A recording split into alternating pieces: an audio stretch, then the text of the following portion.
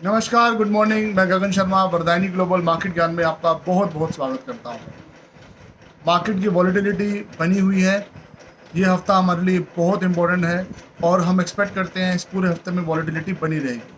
तो ये एक ब्रीफ नोट था मार्केट के बारे में। चलिए देखते हैं एसजीएस निफ्टी हमें क्या संकेत कर रही है। एसजीएस निफ्टी 36 अंकों की गिरावट के साथ 17,192 अंकों पर ट्रेड कर रहा है। कल डाउ जोन्स 94 अंकों की गिरावट के साथ 29,209 पे बंद हुआ। निकाई 486 अंकों की गिरावट के साथ 26,631 पे ट्रेड कर रहा है। हैंगसेंग में 216 अंकों की गिरावट देखी जा रही है एंड शंघाई में 3 अंकों की गिरावट के साथ 2971 पे वो ट्रेड कर रहा है। करेंसीज एंड कमोडिटीज के अंदर ब्रेंट क्रूड में कल $1.22 पर बैरल का आपका नरमी देखी गई। उसका जो क्लोजिंग लेवल था $96.19 पर बैरल का रहा। हम चाह रहे हैं कि ये डॉलर जितनी जल्दी हो सकता है 90 से नीचे 70-80 के लेवल पे रहे। जितना डॉलर टूटेगा भारतीय अर्थव्यवस्था के लिए उतना बेहतरीन रहेगा। गोल्ड में कल $25 पर आउंस की हमने नरमी देखी। गोल्ड का कल इंटरनेशनल लेवल पे जो क्लोजिंग लेवल था $1668 पर आउंस का रहा। रुपी वर्सेस डॉलर के मुकाबले कल रुपी में 1 पैसे की हमने कमजोरी देखी और कल जो क्लोजिंग लेवल रहा 82.33 रुपीज़ का रहा वर्सेस डॉलर। 10 ईयर जीसेक के पेपर जो 2032 के हैं 7.476% का रेट चल रहा है। एफआईज ने कल 2,139 करोड़ की बिकवाली करी और डीआईज ने कल 2,137 करोड़ की खरीदारी करी। मार्केट कल काफ़ी डाउन रही लेकिन बाद में रिकवरी भी काफ़ी अच्छा किया क्योंकि डीआईज ने उसमें पैसा डाल दिया। न्यूज़ एंड व्यूज़ की बात करते हैं। नैस्डैक अपने 2 साल के सबसे लोएस्ट पॉइंट पे बंद हुआ। ब्लू और चिप स्टॉक जो थे उनके सबसे ज़्यादा उसमें हमने गिरावट देखी है। वॉल स्ट्रीट के चलते हुए एशियन मार्केट में भी हम देख रहे हैं कि संकेत कुछ बहुत अच्छे नहीं है। क्रूड ऑयल में कल हमने देखा कि कल मामूली सी गिरावट देखी है, $98 के अराउंड पहुंच गया था। कल क्लोजिंग लेवल $96.19 का रहा, तो थोड़ी सी हमने इसमें नरमी देखी है। और डॉलर और कल बाजार में मजबूत हुआ, जैसे कि मैंने बताया 1 पैसे रुपये अपना कल कमज़ोर रहा। चाइना में फिर से कोविड के केसेस बढ़ने शुरू हो चुके हैं एंड जेपी मॉर्गन के जो सीईओ हैं वो एक्सपेक्ट कर रहे हैं कि 6 से 9 महीने में रिसेशन एक्सपेक्टेड है। रिसेशन का जो मुख्य कारण लग सकता है, हमें लगता है कि वो इम्पैक्ट ज़्यादा से ज़्यादा पड़ेगा कुल मिला के यूएस मार्केट को, यूके मार्केट को, इन डेवलप्ड कंट्रीज़ को ज़्यादा इम्पैक्ट करेगा। इमर्जिंग इकोनॉमी के अंदर प्रभाव पड़ सकता है लेकिन इंडियन मार्केट की अपनी ग्रोथ स्टोरी बहुत स्ट्रॉन्ग है। कल टीसीएस के रिजल्ट्स बहुत अच्छे रहे। हमने आपको पहले भी बताया था आईटी स्टॉक में काफ़ी गिरावट आ चुकी है, आप उसमें परचेज कर सकते हैं। और उसी के चलते आपने देखा होगा पिछले कई सेशंस के अंदर आईटी स्टॉक्स मार्केट गिरी है, वो बढ़े नहीं तो लेकिन वो गिरे भी नहीं है। और रुपये जितना कमज़ोर होता है उतनी आईटी स्टॉक्स के लिए बहुत बेहतरीन रहता है।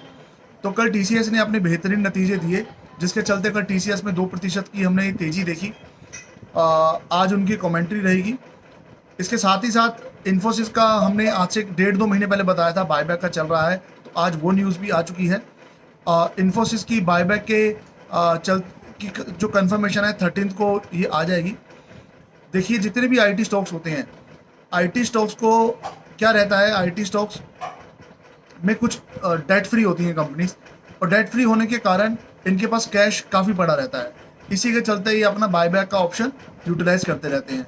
अभी हमने हाल ही में देखा था टीसीएस ने भी अपना 4500 रुपये के हिसाब से अपना शेयर बायबैक किया था और काफ़ी इन्वेस्टर्स ने उसमें इन्वेस्ट भी किया था, बट वो प्रोरेटा बेसिस के होने के कारण पूरी तरह से जिन लोगों ने स्टॉक्स उठा लिए थे उनको पूरा बेनिफिट नहीं मिला। बट टीसीएस जैसी कंपनी के अंदर हम इन्वेस्टमेंट्स कर सकते हैं।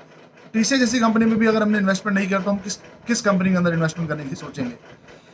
तो ये बात आपकी आईटी कंपनी के लिए रिगार्डिंग में थी। इसके साथ ही साथ आप आईटी कंपनी के साथ साथ आप बैंकिंग स्टॉक्स को अपने मेन परचेज लिस्ट पे रख सकते हैं। सेकेंड हाफ हमने ज़्यादातर देखा है साल का बहुत अच्छा होता है क्योंकि बरसात वगैरह सब निकल चुकी होती है और मार्केट में लोग खरीदारी के लिए बाहर निकलते हैं, जिसका डायरेक्ट इम्पैक्ट बैंकिंग स्टॉक्स पर पड़ता है। तो आप बैंकिंग स्टॉक्स को अपनी ज़रूर नज़र में रखिए और उसको आप परचेज कर सकते हैं। साथ ही साथ आप ऑटोमोबाइल सेक्टर में जा सकते हैं। ऑटोमोबाइल सेक्टर के अंदर टाटा मोटर्स बहुत अच्छा नहीं चला, जबकि अदर कंपनीज ने काफ़ी अच्छा परफॉर्मेंस किया है। उसका कारण यही रहा कि यूरोप और चाइना के अंदर हमने देखा डिमांड नहीं रही, और टाटा मोटर्स की सबसे बड़ी मार्केट यही 2 कंट्रीज़ हैं। बट हमें लगता है कि टाटा मोटर्स ईवी के अंदर अगले 2 साल के अंदर काफ़ी अच्छा प्ले कर सकता है। तो अगर आपका होराइज़न 2 से 3 साल का रहता है और आप ईवी पे खेलना चाहते हैं, तो टाटा मोटर्स को आप परचेज़ करके अपने इन्वेस्टमेंट की टीम में रख सकते हैं। इसके साथ ही साथ टाटा मोटर्स के अलावा आप इंफ्रास्ट्रक्चर के अंदर इंफ्रास्ट्रक्चर से ज़्यादा कंस्ट्रक्शन कंपनी के अंदर आप फोकस हो सकते हैं। कंस्ट्रक्शन कंपनी के अंदर सीमेंट्स के स्टॉक्स हमने ऑलरेडी देखा था, तो आप उसको फिलहाल आप नज़रअंदाज कर सकते हैं। लेकिन उसके अलावा कंस्ट्रक्शन कंपनी की जितनी भी इन्वेस्टमेंट्स हैं, मुझे हमारी कंपनी को, हमारे CIO के हिसाब से हमें बहुत ल्यूक्रेटिव लग रहे हैं, और आप उसके अंदर बने रह सकते हैं।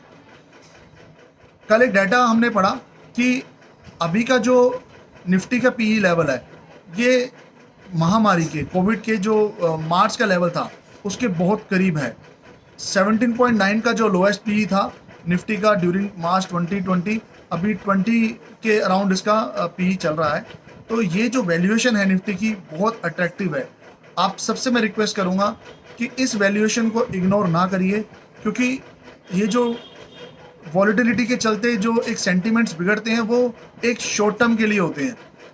ज़्यादा से ज़्यादा 6 महीने और 1 साल तक इम्पैक्ट पड़ सकता है। लेकिन आप अगर सही टाइम पे सही प्राइस पे अपने स्टॉक्स परचेज करते हैं, तो इसका जो इम्पैक्ट है आपके पोर्टफोलियो पे लॉन्ग रन में बहुत पॉजिटिव पड़ेगा। तो जैसे जैसे हम सेक्टर्स आपको गाइड कर रहे हैं, आप कर सकते हैं। निफ्टी बहुत अट्रैक्टिव वैल्यूएशन पे चल रही है, और आप सबसे यही अनुरोध है, जब भी आप इन्वेस्टमेंट करते हैं तो आप अपने एक्सपर्ट की एडवाइस को फॉलो करें, रेदर देन मार्केट के सेंटिमेंट्स जो कि काफ़ी ज़्यादा हमें कंफ्यूज करते हैं। उसकी तरफ देखने की बजाय आप अपने एक्सपर्ट की एडवाइस को फॉलो करें। आज का दिन आपके लिए बहुत बहुत शुभ हो। मार्केट में बने रहिए। आपको ड्यूरिंग द डे कोई भी क्वेश्चन है, आप कमेंट बॉक्स में कमेंट कर सकते हैं। नमस्कार।